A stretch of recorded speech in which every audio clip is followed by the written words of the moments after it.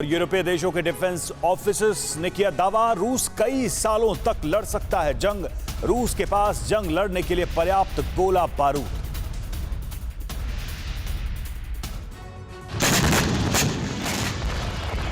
Ukraine युद्ध को लेकर अब बड़ा सवाल जीत और हार का नहीं है। इस जंग को लेकर अब जो सबसे बड़ा सवाल है वो ये है कि युद्ध कब तक चलेगा। युद्ध के 79 दिन हो चुके हैं, लेकिन न रूस के बारूदी हमले थम रहे हैं, न ही यूक्रेन सरेंडर करने को राजी है। दोनों तरफ से आर पार की जंग जारी है। यही नहीं, इस युद्ध में दूसरी बड़ी शक्तियों के बीच भी एक दूसरे की ताकत को तौलने का खेल चल रहा है।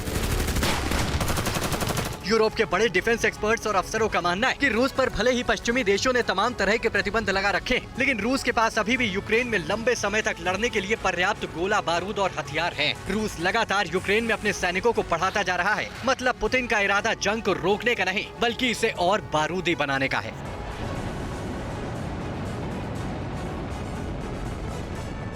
यूरोपीय अधिकारियों का मानना है कि रूस के पास अभी कई सालों की जंग लड़ने के लिए गोला बारूद मौजूद है। ऐसे में यूरोप मानता है कि पुतिन के खिलाफ दबाव बढ़ाने के लिए यूक्रेन को सैन्य मदद करते रहना ही एकमात्र रास्ता है।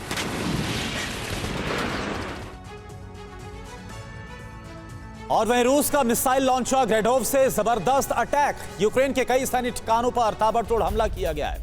रूस के अटैक में यूक्रेनी सेना को काफी नुकसान पहुंचा है।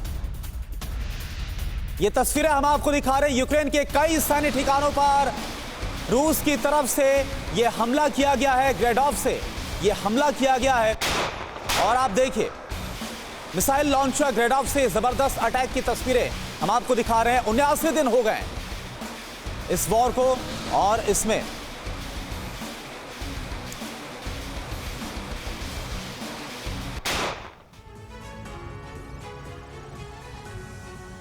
और इस बीच रूस के बेलगोरोद से एक बड़ी खबर लेकर मैं आ रहा हूं आपके पास। बेलगोरोद में जो बॉर्डर है वहां से रूस ने यूक्रेन पर हमला किया है।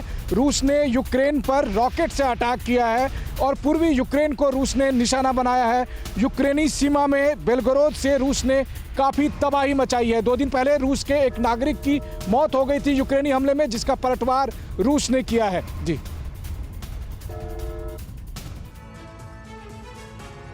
ये तस्वीरें रूस के उस शहर की है जिसे हाल ही में यूक्रेन ने निशाना बनाया था, जहां यूक्रेन ने रूसी मिलिट्री बेस को तबाह कर दिया था। अब रूस के इसी शहर से उसके पलटवार की तस्वीरें सामने आई हैं। रूस ने बेलगोरोद पर हमले के बाद यूक्रेन पर हमले तेज कर दिए हैं। यूक्रेन के हौसले पस्त करने के लिए रूस की तरफ से रॉकेट अटैक किया गया।